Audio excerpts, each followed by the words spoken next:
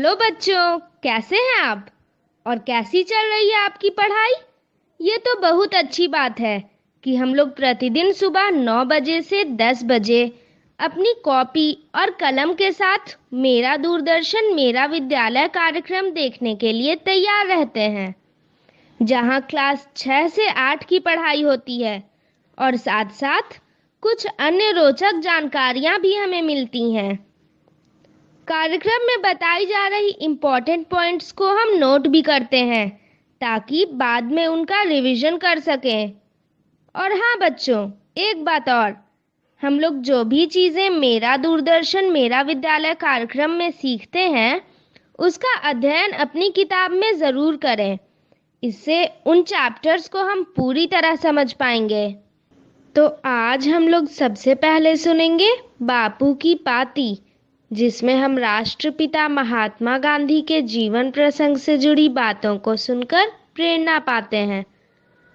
उसके बाद हम लोग पढ़ाई करेंगे गणित की, जिसमें सबसे पहले क्लास 6 में जिस चैप्टर का अध्ययन करेंगे उसका नाम है भिन्नों का अर्थ।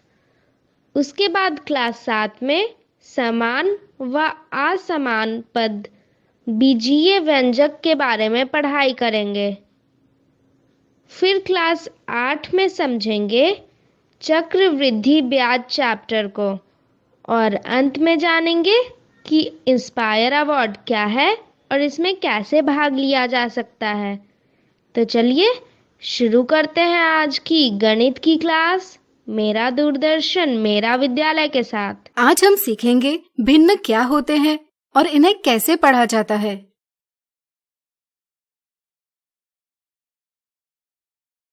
जाने अनजाने हम कई स्थितियों में भिन्नों का प्रयोग करते हैं, जैसे हम कहते या सुनते हैं आधा किलो फल, 2/3 पानी, 1/4 रोटी इत्यादि।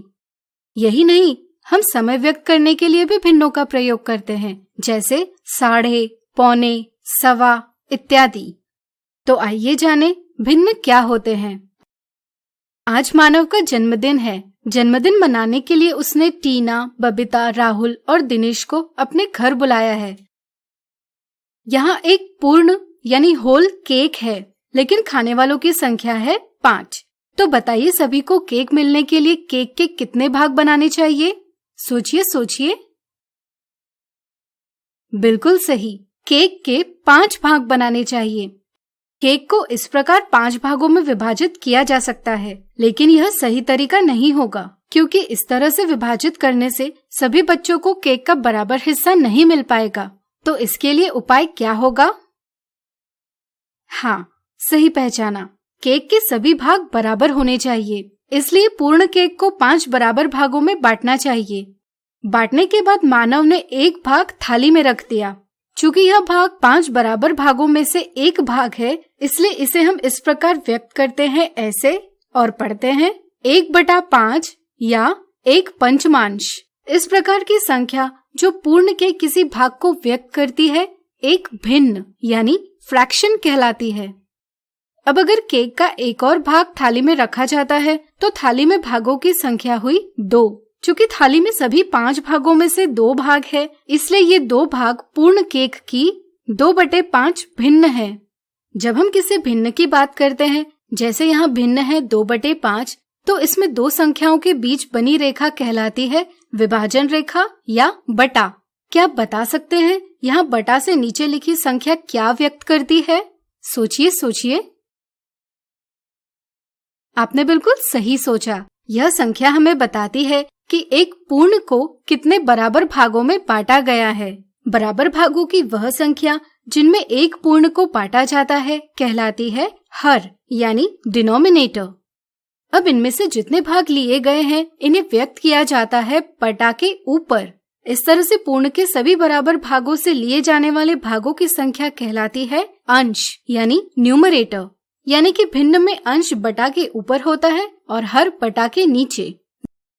जरूरी नहीं कि भिन्न किसी एक वस्तु का ही भाग व्यक्त करे, बल्कि किसी समूह का भाग व्यक्त करने के लिए भी भिन्न का प्रयोग होता है। जैसे यहाँ देखिए, यहाँ 4 सेब है और 3 संतरे हैं। इस प्रकार से यहाँ कुल 7 फल है। अगर हमें कुल फलों में सेब की भिन्न पता करना हो तो यह हम कैसे करेंगे? सोचिए। चलिए हम बताते हैं। चूंकि यहाँ कुल फलों की संख्या 7 है, इसलिए हम भिन्न का हर लेंगे 7 और इनमें से हम 4 सेब ले रहे हैं, तो भिन्न का अंश होगा 4। इस तरह से फलों के इस समूह में सेब के लिए भिन्न बन जाएगा 4/7। इसी तरह क्या अब आप संतरों के लिए भिन्न बता सकते हैं? बिल्कुल सही। यहाँ 7 में से 3 संतरे हैं, इसलिए संतरों के लिए भिन्न 3/7 लिखा जा सकता है। अब चलिए कुछ और भिन्नों को देखें। यह है 1/2 या 1/2। यह है 1/3 या 1/3। यह है 2/3 या 2/3। ध्यान रखें, जब भी अंश 1 हो तब हम बटा कहेंगे और अगर अंश 1 से ज्यादा हो तो बटे कहेंगे। यह है 1/4 या 1/4 या 1/4। यह है 2/4 या 2/4 या 2/4। यह है 3/4 या 3/4 या 3/4। यह है 1/5 या 1/5। यह है 2/5 या 2/5। यह है 3/5 या 3/5। यह है 4/5 या 4/5। अब आपकी भिन्नों की समझ बन गई होगी। इस तरह से आज हमने सीखा भिन्न क्या होते हैं और इन्हें कैसे पढ़ा जाता है। प्रत्येक चित्र में छायांकित भागों यानी शेडेड पार्ट्स के लिए भिन्न यानी फ्रैक्शन लिखे। इस उदाहरण में भिन्नों यानी फ्रैक्शंस को छायांकित भागों के रूप में व्यक्त किया है। आइए इन्हें पहचानें। आप जानते ही होंगे कि भिन्न वह संख्या है जो पूर्ण यानी होल का भाग व्यक्त करती है। इस प्रकार छायांकित भाग की भिन्न होगी छायांकित भागों की संख्या बटा सभी बराबर भागों की संख्या। पहले चित्र में छायांकित भागों की संख्या है 6 और सभी बराबर भागों की संख्या है 8, इसलिए छायांकित भागों को व्यक्त करने वाली भिन्न होगी 6/8। दूसरे चित्र में छायांकित भागों की संख्या है 11 और सभी बराबर भागों की संख्या है 15, इसलिए हम भिन्न लिखेंगे 11/15। तीसरे चित्र में हम देखते हैं कि यहाँ कुल 9 वस्तुओं का समूह यानी कलेक्शन ऑफ ऑब्जेक्ट्स है, जिनमें से 5 वस्तुएं छायांकित है। तो क्या आप बता सकते हैं वस्तुओं के समूह का कौन सा भाग छायांकित है? विचार करें। बिल्कुल सही। यहाँ समूह के 9 बराबर भाग है और इनमें से 5 भाग छायांकित है, इसलिए हम भिन्न लिखेंगे 5/9। अगला उदाहरण, नीचे दर्शाई आकृति का 2/5 भाग छायांकित कीजिए। इस उदाहरण में हमें 2/5 भाग छायांकित करना है। भिन्न 2/5 में हर यानी डिनोमिनेटर है 5। हर हमें बताता है कि दी वस्तु के 5 बराबर भाग होने चाहिए। इसी प्रकार इस भिन्न में अंश है 2। अंश यानी न्यूमरेटर हमें बताता है कि यहाँ 2 बराबर भाग छायांकित किए जाने चाहिए। जैसा कि आप देख सकते हैं, इस आकृति में एक पूर्ण को 5 समान भागों में बांटा गया है, इसलिए 2/5 भाग व्यक्त करने के लिए हमें इन 5 भागों में से किन्हीं 2 भागों को छायांकित करना होगा। यह हम अलग अलग प्रकार से कर सकते हैं।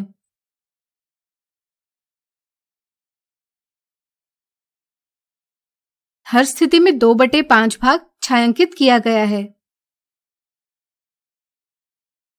अगला उदाहरण, दीपू ने 5 संतरे, 3 अनार और 2 सेब खरीदे। कुल फलों में संतरों की संख्या का भाग व्यक्त कीजिए। दीपू ने 5 संतरे, 3 अनार और 2 सेब खरीदे। यहाँ कुल फलों की संख्या है 5 धन 3 धन 2 यानी कि 10।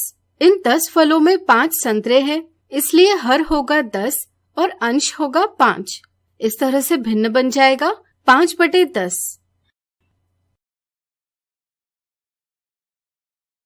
इस प्रकार आज हमने देखे भिन्न के उदाहरण। नीचे दिए चित्र में छायांकित भाग यानी शेडेड पार्ट को व्यक्त करने वाली भिन्न यानी फ्रैक्शन क्या होगी?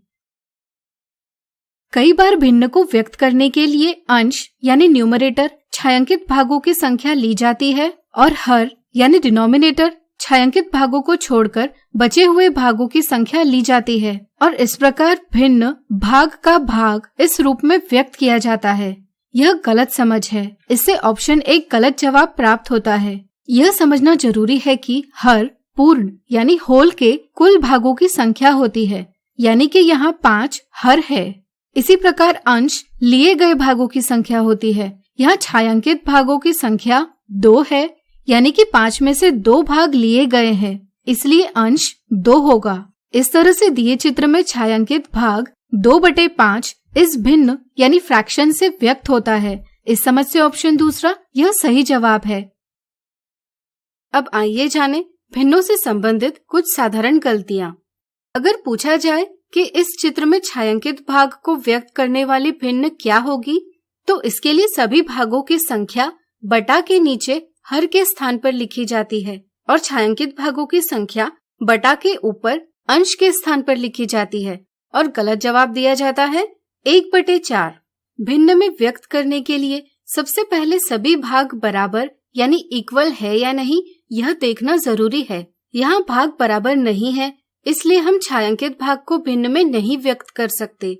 कई बार यह समझ नहीं होती कि बराबर भाग अलग अलग प्रकार से बनाए जा सकते हैं। जैसे अगर आपको 4 कागज दिए और इन्हें आपको 2 बराबर भागों में विभाजित करना है तो आप कैसे करेंगे? सोचिए। चलिए हम बताते हैं। एक तरीका है कि आप 4 में से 2 कागज प्रत्येक भाग में रख सकते हैं। इससे 2 बराबर भाग बन जाएंगे। इसी तरह आप हर एक कागज को अलग अलग प्रकार से 2 बराबर हिस्सों में काट सकते हैं। जब आप प्रत्येक कागज का आधा हिस्सा दोनों भागों में विभाजित करेंगे तब भी आपको चारों के 2 बराबर भाग मिलेंगे। इस प्रकार भाग करने के तरीके अलग अलग हो सकते हैं, लेकिन हर एक तरीके से बराबर भाग प्राप्त होते हैं। दोनों में से हर एक भाग चारों कागज का एक आधा है। इस प्रकार आज हमने देखी भिन्न से संबंधित मिथ्या धारणा और साधारण गलतियाँ।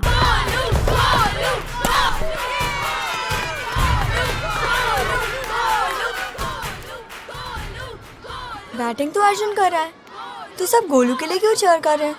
वो तो घर पर बैठा है। अरे तुम्हें नहीं पता, वो इसलिए नहीं आया ताकि हमें इन्फेक्शन ना हो। नोवेल कोरोना वायरस बीमारी को फैलने से रोका जा सकता है। बुखार के साथ खांसी और छींक होने पर सार्वजनिक जगहों से दूर रहकर इसे फैलने से रोक सकते हैं। समान व असमान पद।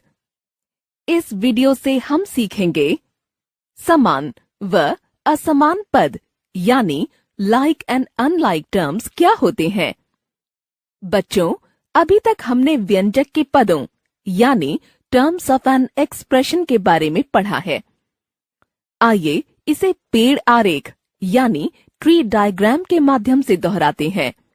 जैसा कि यहाँ व्यंजक 6y की घात 2x जमा 3xy 2 पदों को संयोजित करके बना है, जिसमें 6y की घात 2x पहला पद और 3xy दूसरा पद है।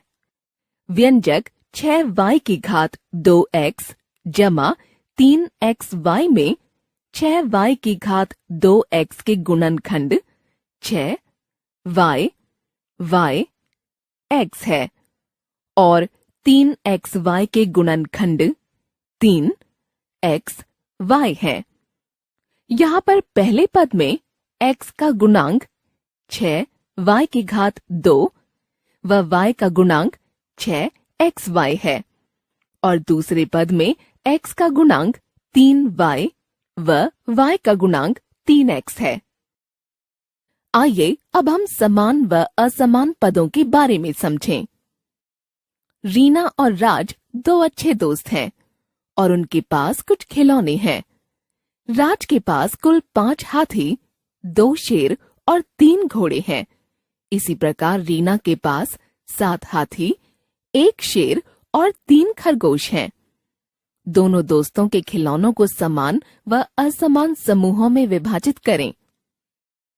यहाँ पर समान समूह बनाने के लिए हम रीना और राज के हाथियों को एक स्थान पर रखेंगे और इसी प्रकार शेरों को दूसरे स्थान पर रखेंगे। ऐसे ही अब असमान समूह बनाने के लिए खरगोश और घोड़ों को अलग अलग स्थान पर रखेंगे बच्चों, जैसा कि आपने देखा कि हमने यहाँ हाथियों में हाथियों का और शेरों में शेरों का समूह बनाया है, क्योंकि ये समान हैं, जबकि खरगोश और घोड़े असमान हैं, इसलिए इनका एक अलग समूह बनाया है। इसी प्रकार यदि किसी बीजीय व्यंजक के पदों के बीजीय गुणनखंड एक जैसे ही हों, तो वे समान पद यानी लाइक टर्म्स कहलाते हैं, और यदि इनके पदों के बीजीय गुणनखंड अलग अलग हों, तो ये असमान पद यानी अनलाइक टर्म्स कहलाते हैं। उदाहरण के लिए, इस व्यंजक में समान व असमान पदों को पहचानिए। 5x की घात 2 घटा 3y की घात 2 z घटा 7x की घात 2 जमा 5xy जमा 4y की घात 2 z घटा 2xy जमा 2ab। 5x की घात 2 के गुणनखंड 5x है। 3y की घात 2 z के गुणनखंड 3y y z है। 7x की घात 2 के गुणनखंड 7x x है। 5xy के गुणनखंड 5x y है। 4y की घात 2 z के गुणनखंड 4y y z है। 2xy के गुणनखंड 2xy है और 2ab के गुणनखंड 2ab है। तो आप देख सकते हैं कि यहाँ पद 5x की घात 2 व 7x की घात 2 के बीजीय गुणनखंड xx और 3y की घात 2 z व 4y की घात 2 z के बीजीय गुणनखंड y y z और 5xy व 2xy के बीजीय गुणनखंड x y एक जैसे हैं, इसलिए इन्हें समान पद कहेंगे, और 2ab के बीजीय गुणनखंड ab अलग हैं, इसलिए इसे असमान पद कहेंगे। बच्चों, इस वीडियो की मदद से आपको समान व असमान पदों का ज्ञान हो गया होगा। अगले वीडियो में हम कुछ उदाहरणों से इसे और अच्छे से जानेंगे। समान व असमान पदों के उदाहरण। आइए समान व असमान पदों यानी लाइक एंड अनलाइक टर्म्स को उदाहरण के माध्यम से समझते हैं। उदाहरण 1। राम और श्याम दोनों बचपन के मित्र हैं। आज उन दोनों की माताओं ने उन्हें कुछ ताजी सब्जियां लेने के लिए भेजा। आइए देखें उन दोनों ने बाजार से क्या क्या खरीदा। राम ने बाजार से 3 किलो आलू, 7 किलो प्याज, 8 किलो टमाटर खरीदे और श्याम ने 4 किलो आलू, 2 किलो टमाटर और 3 किलो भिंडी खरीदी। अरे ये क्या राम, मैं तो थैला लाना ही भूल गया। इतना सारा सामान अब मैं कहाँ रखूं? श्याम ने राम से परेशान होकर बोला। इस पर राम ने कहा, तुम मेरे थैले में अपनी सब्जियां रख लो। तो बच्चों, क्या आप बता सकते हैं कि थैले में कौन कौन सी सब्जियां एक जैसी हैं और कौन सी अलग अलग हैं? यहाँ आलू को ए से, प्याज को पी से, टमाटर को टी से और भिंडी को बी से दर्शाएं। आइए पहले हम समान वस्तुओं का समूह बनाते हैं। थैले में आलूओं का समूह बराबर 3a 4a, टमाटरों का समूह बराबर 8t 2t। इसी प्रकार असमान वस्तुओं का समूह बनाते हैं। प्याजों का समूह बराबर 7p, भिंडियों का समूह बराबर 3b। तो यहाँ हमने देखा कि आलू और टमाटरों के समान समूह हैं, जबकि प्याज और भिंडियों के असमान समूह हैं। उदाहरण 2। निम्न प्रश्न में देखिए और तय कीजिए कि ये समान पद होंगे या असमान पद। 6xz और 6x की घात 2 z की घात 2। अगर इन दोनों पदों के गुणनखंड करके देखें तो पाएंगे पद 6xz के गुणनखंड 6x और z है। इसी प्रकार पद 6x की घात 2 z की घात 2 के गुणनखंड 6x z और z है। यहाँ पर दोनों पदों के बीजीय गुणनखंड अलग अलग हैं। इसीलिए बच्चों ये दोनों पद असमान पद यानी अनलाइक टर्म्स हैं। इन उदाहरणों से हमने समान व असमान पदों के बारे में सीखा। इसी के साथ हमने यह भी सीखा कि इनमें अंतर कैसे करते हैं। अगली वीडियो में इनसे जुड़ी कुछ मिथ्या धारणाओं को जानेंगे और उन्हें दूर करेंगे। समान व असमान पद, मिथ्या धारणाएं। आज हम देखेंगे समान व असमान पदों से संबंधित मिथ्या धारणाएं यानी misconceptions of like and unlike terms. हमने कुछ उदाहरणों के माध्यम से समान यानी लाइक टर्म्स व असमान पद यानी अनलाइक टर्म्स के बारे में जाना।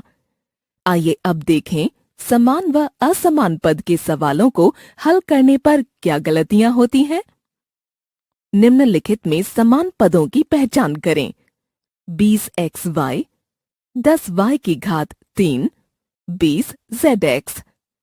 कई बार यह समझ लिया जाता है कि यदि दो पदों के गुणांक कोएफिशिएंट समान हैं तो वे पद भी समान होंगे, परंतु ऐसा नहीं है। यह एक मिथ्या धारणा है। वे पद जिनके चर समान हों, ना कि उनके गुणांक समान पद कहलाते हैं। दिए गए पदों में 20xy और 20zx के गुणांक तो समान हैं, पर इनके चर अलग अलग हैं, अतः ये असमान पद होंगे। अब अगर इन्हें ध्यानपूर्वक देखा जाए तो तीनों पदों के चर अलग अलग हैं, इसीलिए ये सभी असमान पद हैं। आइए अब एक अन्य मिथ्या धारणा के बारे में जानें। निम्नलिखित में असमान पदों की पहचान करें। 7ab की घात 2 c, 15b की घात 2 ac, 3cab की घात 2। दिए गए पदों में 7ab की घात 2 c के गुणनखंड 7ab b c है। 15b की घात 2 ac के गुणनखंड 15b b a c है और 3cab की घात 2 के गुणनखंड 3c a b b है। यहाँ पर देखने योग्य बात यह है कि तीनों पदों के चर a b c ही हैं, लेकिन इनका क्रम अलग अलग है, अर्थात ये पदों में आगे पीछे लिखे हैं। जैसा कि हम जानते हैं कि जिन पदों के चर समान होते हैं वे समान पद कहलाते हैं। यहाँ पर तीनों पदों के चर a, b, c हैं, जो कि समान है, अतः ये सभी पद समान पद हैं। अक्सर बच्चे यह समझ लेते हैं कि समान पदों में चरों का क्रम भी समान होता है, जबकि ऐसा नहीं है। यदि दो पदों में चर तो समान है किंतु उनका क्रम समान नहीं है तो भी वे समान पद ही कहलाएंगे। आज हमने देखा समान व असमान पदों से संबंधित मिथ्या धारणाएं। आशा करते हैं कि इस वीडियो से आपकी कई मिथ्या धारणाएं दूर हुई होंगी और समान तथा असमान पदों की अच्छी समझ बन गई होगी।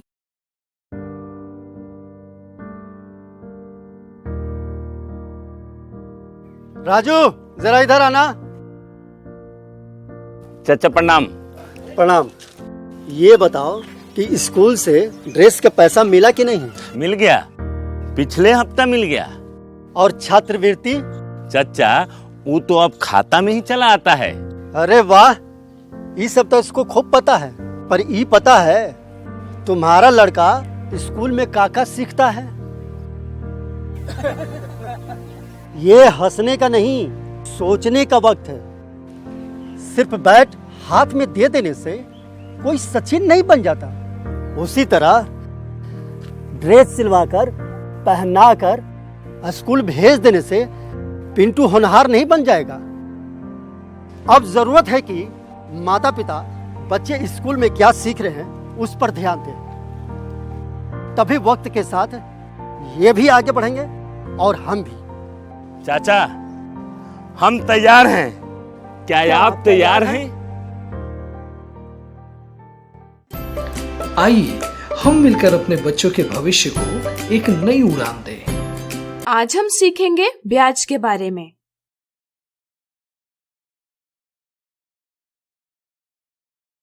ऐसी कई स्थितियां हैं जब हमें हमारे पास जितनी धनराशि है उससे अधिक धनराशि की आवश्यकता होती है। जैसे किसी व्यापारी को नया व्यापार शुरू करने के लिए, दुकानदार को नया सामान खरीदने के लिए, किसान को नए बीज एवं खेती का सामान खरीदने के लिए उनके पास पर्याप्त धनराशि नहीं होती। ऐसी स्थिति में वे बैंक, डाकघर जैसी संस्था या किसी व्यक्ति से धनराशि उधार लेते हैं। उधार ली जाने वाली या दी जाने वाली धनराशि को हम मूलधन यानी प्रिंसिपल कहते हैं। धनराशि उधार देने वाला यानी लेंडर और उधार लेने वाला यानी बोरोवर कुछ शर्तों पर सहमत होते हैं, जैसे लौटाते समय मूलधन के साथ कितनी अतिरिक्त धनराशि लौटानी होगी इत्यादि। इस अतिरिक्त धन को हम ब्याज यानी इंटरेस्ट कहते हैं। ब्याज अक्सर निश्चित समय के लिए मूलधन के प्रतिशत के रूप में दिया जाता है। जैसे 12% प्रतिवर्ष का अर्थ है मूलधन के प्रत्येक 100 रुपए पर 1 वर्ष के लिए 12 रुपए ब्याज होगा। मूलधन और ब्याज को जोड़कर लौटाने की कुल धनराशि को मिश्र धन यानी अमाउंट कहा जाता है। जब हम बैंक में धनराशि जमा करते हैं तो बैंक भी हमें इस पर कुछ ब्याज देती है, जो कि समय और ब्याज की दर पर निर्भर करता है। जब हम ब्याज की बात करते हैं तो ये 2 प्रकार के होते हैं, साधारण ब्याज यानी सिंपल इंटरेस्ट और चक्रवृद्धि ब्याज यानी कंपाउंड इंटरेस्ट। पिछली कक्षा में हमने साधारण ब्याज के बारे में समझा। चलिए इसका पुनः अवलोकन करें। मान लीजिए हम बैंक से 1000 रुपए 2 वर्ष के लिए 10% प्रति वर्ष की दर से उधार लेते हैं। चलिए इस स्थिति में साधारण ब्याज की धनराशि कितनी होगी यह पता करें। यहाँ ब्याज की दर 10% वार्षिक है, यानी कि 100 रुपए पर 1 वर्ष के लिए ब्याज 10 रुपए है। इस तरह से 1 रुपए पर 1 वर्ष के लिए ब्याज 10/100 रुपए होगा। इसी तरह 1000 रुपए पर 1 वर्ष के लिए ब्याज 10/100 रुपए गुना 1000 बराबर 100 रुपए होगा।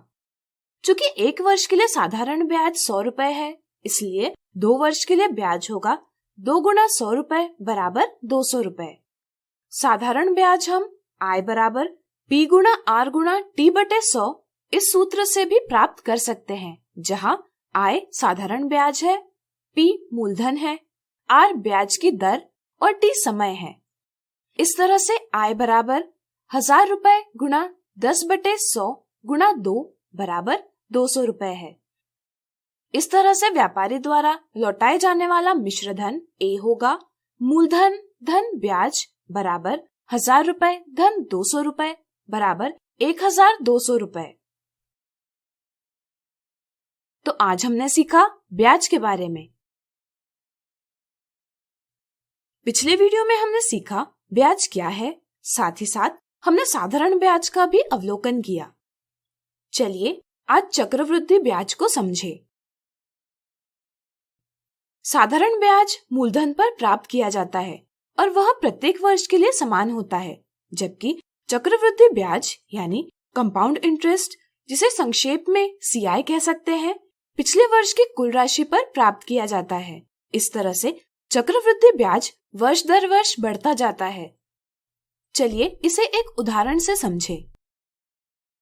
मान लीजिए हमने बैंक से 1000 रुपए 2 वर्ष के लिए 10% प्रति वर्ष की दर से उधार लिए, लेकिन इस बार हमने इन्हें चक्रवृद्धि ब्याज पर लिए। पहले हम एक वर्ष के अंत में कितनी धनराशि होगी यह ज्ञात करेंगे। ब्याज प्राप्त करने के लिए हम इस सूत्र का प्रयोग करेंगे। SI बराबर P गुणा R गुणा T बटे 100। यहाँ पहले वर्ष का मूलधन P1 है 1000 रुपए, ब्याज की दर R है 10% और समय T है 1 वर्ष। इस तरह से पहले वर्ष का ब्याज SI1 होगा 1000 रुपए गुणा 10 गुणा 1/100 बराबर 100 रुपए। इस तरह से पहले वर्ष के अंत में मिश्र धन A1 होगा मूलधन P1 धन पहले वर्ष का ब्याज SI1 बराबर 1000 रुपए धन 100 रुपए बराबर 1100 रुपए। अब चलिए दूसरे वर्ष का ब्याज प्राप्त करें। साधारण ब्याज के संदर्भ में प्रत्येक वर्ष के लिए मूलधन समान होता है, लेकिन चक्रवृद्धि ब्याज के संदर्भ में पिछले वर्ष की कुल धनराशि पर ब्याज का आकलन किया जाता है। यानी यहाँ पहले वर्ष का मिश्र धन A1 दूसरे वर्ष के लिए मूलधन P2 होगा। इस तरह से दूसरे वर्ष का साधारण ब्याज होगा SI2 बराबर 1100 रुपए गुणा 10 गुणा 1/100 बराबर 110 रुपए। इस तरह से दोनों वर्षों का चक्रवृद्धि ब्याज CI होगा SI1 धन SI2 बराबर 100 रुपए धन 110 रुपए बराबर 210 रुपए। यहाँ 2 वर्ष बाद मिश्र धन होगा दूसरे वर्ष का मूलधन P2 धन दूसरे वर्ष का ब्याज SI2 बराबर 1100 रुपए धन 110 रुपए बराबर 1210 रुपए। यहाँ हम P2 को P1 धन SI1 लिख सकते हैं, इसलिए A2 बराबर P1 धन SI1 धन SI2 यानी कि A2 बराबर P1 धन CI इस प्रकार भी लिखा जा सकता है। इस तरह से अब अगर हम दूसरे वर्ष के मिश्र धन A2 से मूलधन को घटाते हैं तो इससे भी हमें चक्रवृद्धि ब्याज CI प्राप्त होगा, यानी कि CI बराबर 1210 रुपए ऋण 1000 रुपए बराबर 210 रुपए। इस तरह से हम अलग अलग प्रकार से चक्रवृद्धि ब्याज प्राप्त कर सकते हैं। चक्रवृद्धि ब्याज प्राप्त करने के लिए हम A बराबर P कोष्ठक में 1 धन R/100 कोष्ठक की घात n इस सूत्र का प्रयोग करते हैं।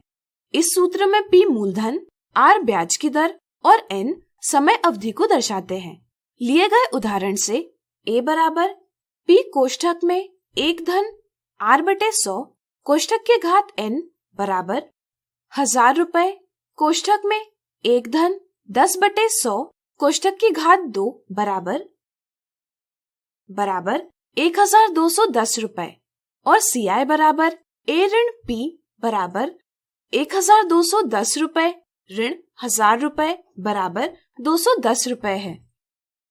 इस सूत्र के बारे में हम अगले वीडियो में जानेंगे।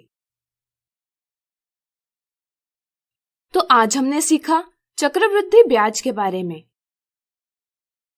पिछले वीडियो में हमने चक्रवृद्धि ब्याज के बारे में जाना। चलिए अब चक्रवृद्धि ब्याज के लिए सूत्र ज्ञात करें।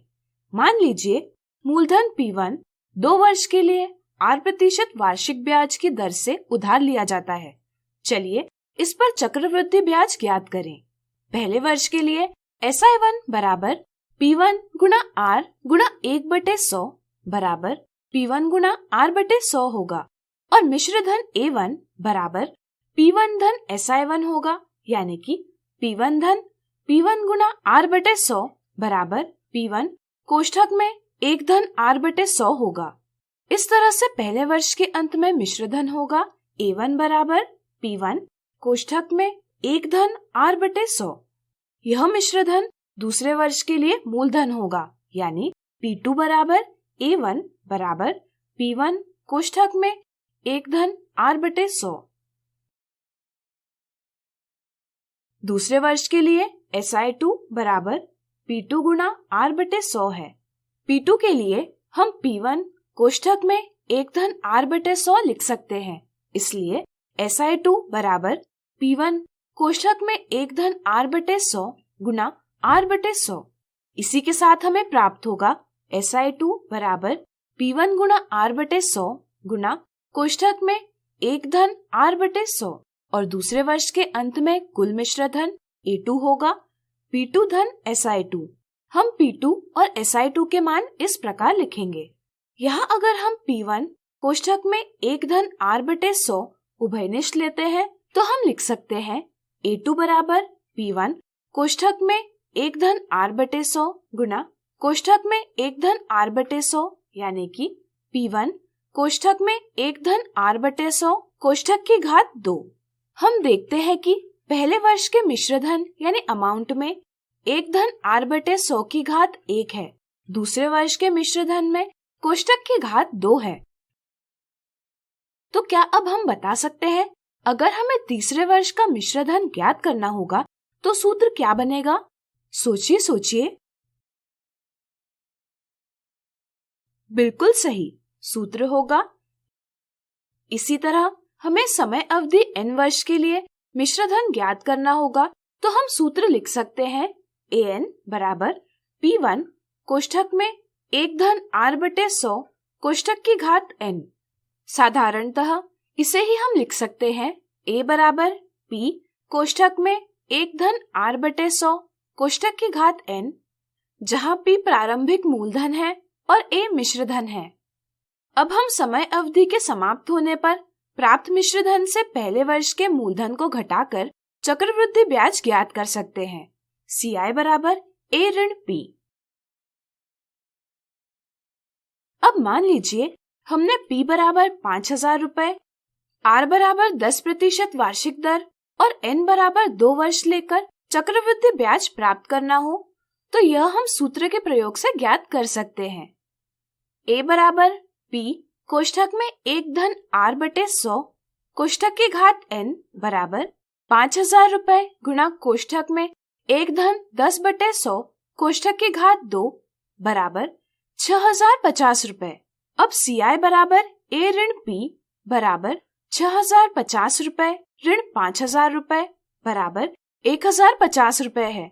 इस तरह आप सूत्र से चक्रवृद्धि ब्याज प्राप्त कर सकते हैं। तो आज हमने चक्रवृद्धि ब्याज के लिए सूत्र प्राप्त किया। साक्षी ने एक बैंक से 8% की वार्षिक दर से 1.5 वर्ष की अवधि के लिए 1 लाख रुपए उधार लिए। यदि ब्याज यानी इंटरेस्ट का संयोजन अर्धवार्षिक होता है तो चक्रवृद्धि ब्याज ज्ञात कीजिए। इस उदाहरण में हमें चक्रवृद्धि ब्याज अर्धवार्षिक संयोजित किया जाता है। यह महत्वपूर्ण जानकारी दी है। इसका अर्थ यह है कि प्रत्येक आधे वर्ष के लिए ब्याज की गणना की जाती है। अगले 6 महीने का मूलधन प्राप्त करने के लिए पुराने 6 महीनों के मूलधन और प्राप्त ब्याज का योग किया जाता है। इस तरह वह समय अवधि जिसके पश्चात प्रत्येक बार नया मूलधन बनाने के लिए ब्याज को पिछले मूलधन में जोड़ा जाता है, रूपांतरण अवधि यानी कन्वर्जन पीरियड कहलाती है। जब ब्याज अर्धवार्षिक संयोजित किया जाता है तो एक पूर्ण वर्ष में प्रत्येक अर्धवर्ष की 2 रूपांतरण अवधि होती है। ऐसी स्थितियों में अर्धवार्षिक दर वार्षिक दर की आधी ली जाती है। इस तरह से यहाँ 1.5 वर्ष में 3 रूपांतरण अवधि होगी और अर्धवार्षिक दर 8% विभाजित 2 बराबर 4% होगी। अब चलिए इस सवाल को हल करें। पहले हम चक्रवृद्धि ब्याज CI के संदर्भ में मिश्र धन प्राप्त करेंगे। मिश्र धन का सूत्र है A बराबर P गुणा कोष्ठक में 1 धन R/100 कोष्ठक की घात n। यहाँ मूलधन P बराबर 1 लाख रुपए है। ब्याज की दर 4% अर्धवार्षिक और रूपांतरण अवधि n बराबर 3 है। इसलिए A बराबर 1 लाख रुपए गुणा कोष्ठक में 1 धन 4/100 कोष्ठक की घात 3 है। इसे हल करने पर हमें प्राप्त होगा A बराबर 1,12,486.40 रुपए। चूँकि CI बराबर A ऋण P है इसलिए CI बराबर 1,12,486.40 रुपए ऋण 1 लाख रुपए बराबर 12,486.40 रुपए है। यानी कि साक्षी को 1.5 साल बाद 1,12,486.40 रुपए इतनी धनराशि प्राप्त होगी, जिसमें चक्रवृद्धि ब्याज होगा 12,486.40 रुपए। एक शहर की जनसंख्या वर्ष 2000 में 51,200 थी। यदि इसमें 12.5% के वार्षिक दर से वृद्धि होती है तो 3 साल बाद उस शहर की जनसंख्या क्या होगी? यहाँ प्रत्येक वर्ष जनसंख्या में 12.5% की वृद्धि होती है। चलिए इसका अर्थ समझें। यदि हम 2000 की जनसंख्या को A माने तो एक वर्ष बाद जनसंख्या A धन A की 12.5% होगी। यह नई जनसंख्या फिर से 12.5% बढ़ेगी। इस तरह से यहाँ हम कह सकते हैं कि जनसंख्या संयोजित रूप से बढ़ रही है। ऐसी स्थिति में हम चक्रवृद्धि ब्याज के सूत्र की सहायता से 3 साल बाद की जनसंख्या ज्ञात कर सकते हैं। यहाँ P बराबर 51,200, R बराबर 12.5% और N बराबर 3 है। A बराबर P गुना कोष्ठक में 1 धन R बटे 100 कोष्ठक की घात N। सूत्र में संख्या रखकर और संक्रियाओं को सरल कर हमें परिणाम प्राप्त होगा 72,900। वीडियो रोककर संक्रियाओं को कैसे सरल किया है जरूर देखें। इस तरह से 3 साल बाद शहर की जनसंख्या होगी 72,900। तो आज हमने देखे चक्रवृद्धि ब्याज से संबंधित कुछ उदाहरण। मिथ्या धारणा 1, दिया हुआ कथन सत्य या असत्य है, पहचानिए। ब्याज की राशि मूलधन यानी प्रिंसिपल से कभी बड़ी नहीं हो सकती। कुछ बच्चे यह सोचते हैं कि ब्याज यानी इंटरेस्ट की राशि मूलधन से कभी बड़ी नहीं हो सकती, लेकिन यह एक मिथ्या धारणा है। वास्तविक रूप से ब्याज की राशि मूलधन से बड़ी भी हो सकती है। इसलिए ऑप्शन 1 गलत जवाब है और ऑप्शन 2 सही। चलिए समझते हैं कौन सी स्थिति में ब्याज की राशि मूलधन से बड़ी हो सकती है। मान लीजिए सुनील 10,000 रुपए 10% चक्रवृद्धि ब्याज यानी कंपाउंड इंटरेस्ट की दर से 10 वर्षों के लिए बैंक में जमा करता है। आइए ज्ञात करते हैं उसे 10 साल बाद कितना ब्याज मिलेगा।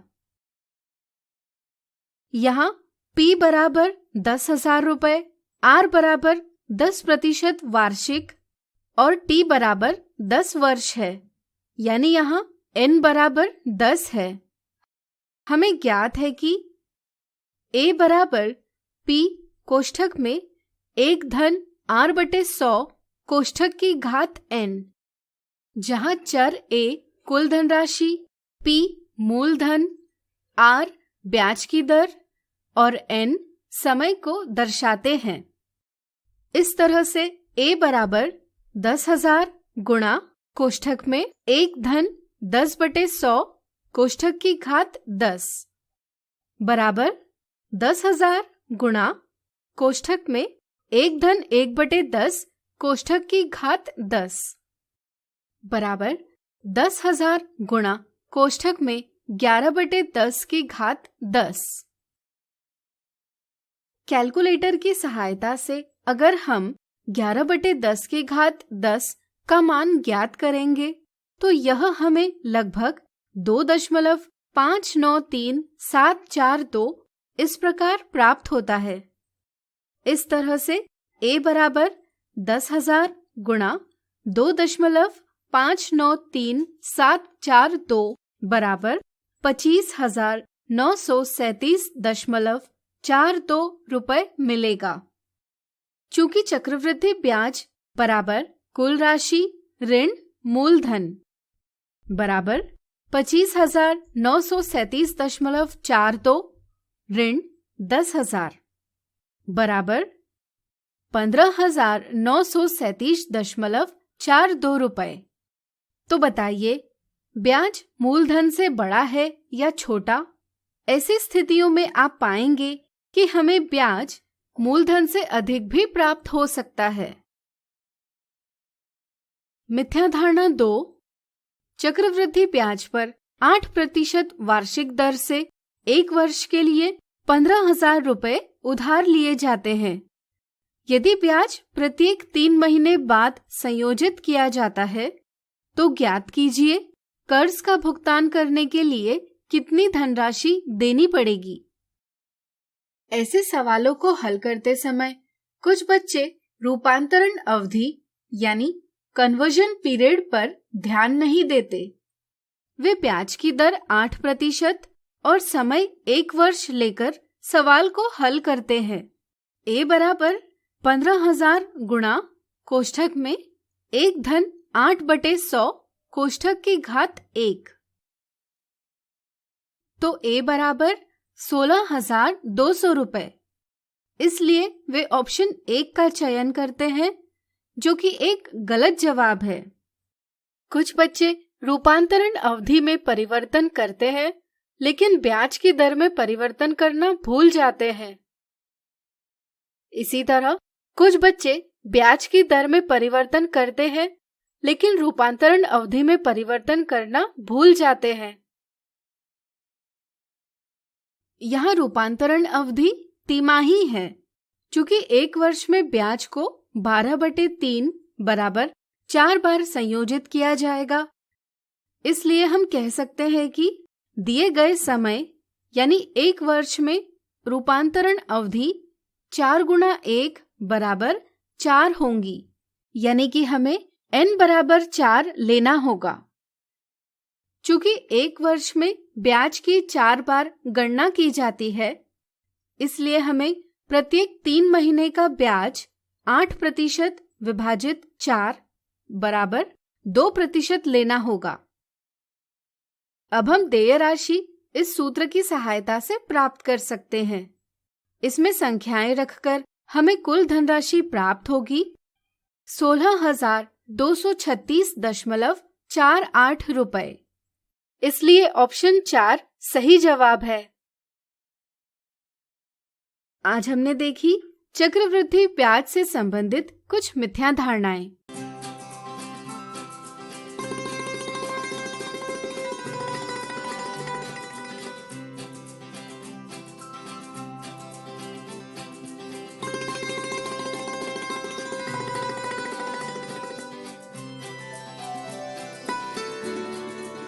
Good morning teacher.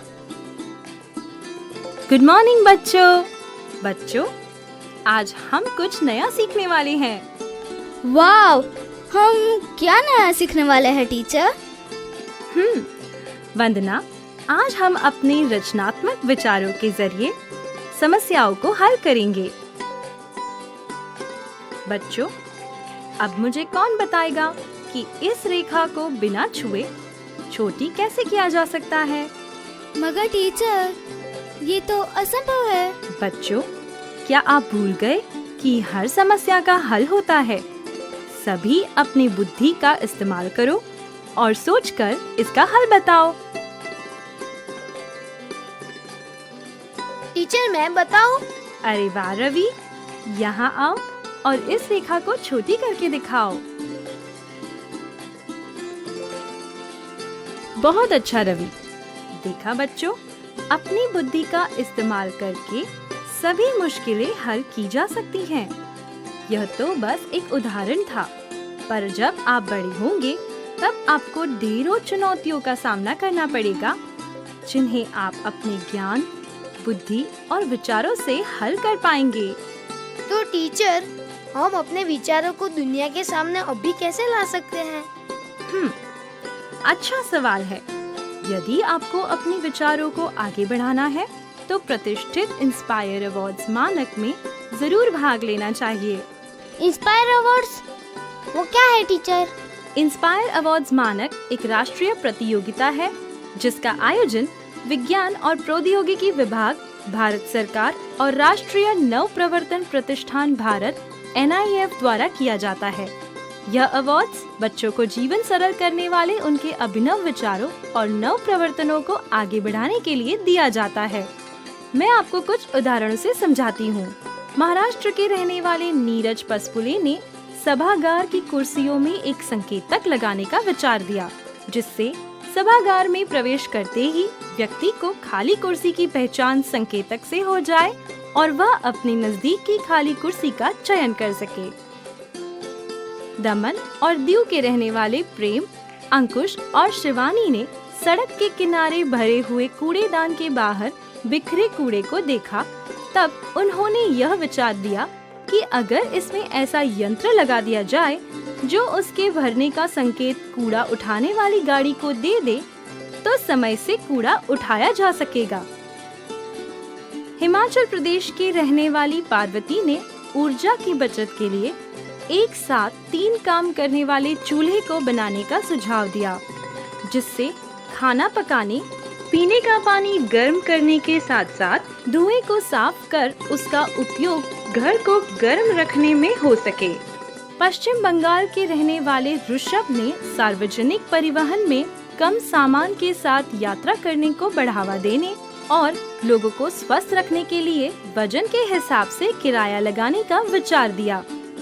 Uttar Pradesh के रहने वाले सिकांतो ने देखा कि ज्यादातर सफाई कर्मी सफाई के बाद सड़क के किनारे कचरे का ढेर लगा देते हैं और बाद में इसे हाथ से डस्टबिन या कूड़ा गाड़ी में डालते हैं। उन्होंने इस समस्या के समाधान के लिए कचरा उठाने और भरने के लिए हाथ से संचालित होने वाली गाड़ी तैयार की है ना अच्छे विचार? पर टीचर, इसे बनाने में पैसे भी लगे होंगे। मैं तो अभी छोटा हूँ और मेरे पास पैसे भी नहीं है। चिंता मत करो ईशान, इस प्रतियोगिता में सबसे पहले अपने विचार ही भेजने होते हैं। मैं समझाती हूँ। इस प्रतियोगिता में कक्षा 6 से लेकर 10 तक यानी 10 से 15 साल के बच्चे भाग ले सकते हैं। वह अपने नए विचार विद्यालय के प्राध्यापक को जमा करा सकते हैं। प्रत्येक स्कूल के प्राचार्य आइडिया कंपटीशन के जरिए भी विद्यार्थियों के विचार इकट्ठा कर सकते हैं। फिर श्रेष्ठ 2 से 3 विचारों अथवा नव प्रवर्तनों का नामांकन प्राध्यापक द्वारा तय प्रारूप में इंस्पायर अवार्ड्स के वेब पोर्टल के जरिए किया जा सकता है। इसके बाद देश भर से सर्वश्रेष्ठ 1 लाख नए विचारों अथवा नव प्रवर्तनों को चुना जाएगा तथा प्रत्येक को 10,000 रुपए की पुरस्कार राशि दी जाएगी। ध्यान रखें बच्चों, आपको अपने मौलिक, अनूठे और तकनीकी विचारों को ही सम्मिलित करना है। टीचर, आइडिया कंपटीशन क्या होता है? इस कंपटीशन में विद्यार्थी मौजूदा मशीनों, गैजेट में बेहतरी के लिए सुधार अथवा नई मशीन, गैजेट बनाने के मौलिक तकनीकी विचार जमा करा सकते हैं, जिससे दैनिक समस्याओं का समाधान किया जा सके। इसके बाद क्या होगा टीचर? चुने हुए विद्यार्थियों को अपने विचारों अथवा नव प्रवर्तनों के प्रोटोटाइप अथवा मॉडल तैयार कर जिला स्तर की प्रदर्शनी में भाग लेना होगा, जहां से राज्य स्तर के लिए 10,000 विचारों अथवा नव प्रवर्तनों का चयन किया जाएगा। राज्य स्तर की प्रदर्शनी से कुल 1,000 विचारों अथवा नव प्रवर्तनों का राष्ट्रीय स्तर की प्रदर्शनी के लिए चयन किया जाएगा। इस स्तर पर NIF देश के विभिन्न तकनीकी संस्थानों के सहयोग से विद्यार्थियों के प्रोटोटाइप अथवा मॉडल विकसित करने में मदद और सलाह उपलब्ध कराएगा।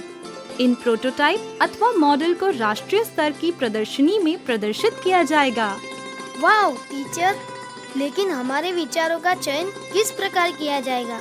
अनोखे विचारों का चयन उसकी नवीनता, व्यावहारिकता, सामाजिक उपयोगिता और पर्यावरण के अनुकूलता के आधार पर किया जाएगा।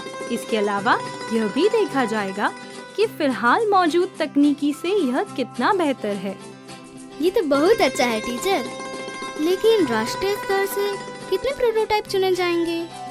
ऋतु, राष्ट्रीय स्तर की प्रदर्शनी में 60 विशिष्ट प्रोटोटाइप अथवा नव प्रवर्तनों का चयन किया जाएगा, जिसे नई दिल्ली स्थित राष्ट्रपति भवन में आयोजित होने वाले नव प्रवर्तन उत्सव यानी फेस्टिवल ऑफ इनोवेशन में प्रदर्शित और पुरस्कृत किया जाएगा।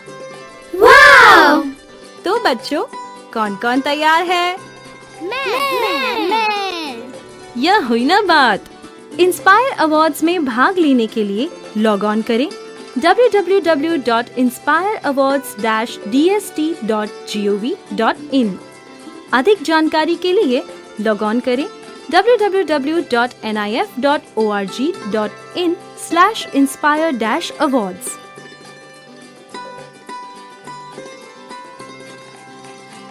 तो आशा करती हूँ बच्चों, आज के एपिसोड में आपने जरूर कुछ नया सीखा होगा। आप अपने विचार हमें स्क्रीन पर दिए गए व्हाट्सएप नंबर 9431043527 या ईमेल आईडी bepcddprogram@gmail.com पर भेज सकते हैं। और हाँ, आप मेरा दूरदर्शन मेरा विद्यालय कार्यक्रम को कभी भी बिहार शिक्षा परियोजना परिषद के यूट्यूब चैनल पर देख सकते हैं। इसके लिए सर्च करें BEPC मेरा दूरदर्शन मेरा विद्यालय और कार्यक्रम को देखें, इम्पोर्टेंट पॉइंट्स को नोट करें और क्वेश्चंस हल करें। इसके अलावा इसके सारे एपिसोड बिहार शिक्षा परियोजना परिषद की वेबसाइट पर डिजिटल लर्निंग सेक्शन में भी उपलब्ध है। विजिट करें www.bepcssa.in। और आपको तो पता ही है कि आप खुद से लिखी कविताएं, कहानियां, पेंटिंग्स या इनके 2 से 3 मिनट के वीडियो भी हमें स्क्रीन पर दिए गए व्हाट्सएप नंबर या ईमेल आईडी पर अपना नाम, कक्षा, विद्यालय का नाम, प्रखंड और जिले के नाम के साथ भेज सकते हैं। हम चुने गए एंट्रीज को आने वाले एपिसोड में प्रसारित भी करेंगे। तो घर पर रहें, पढ़ते रहें, बढ़ते रहें। मिलते हैं अगले एपिसोड में। बाय बाय बच्चों।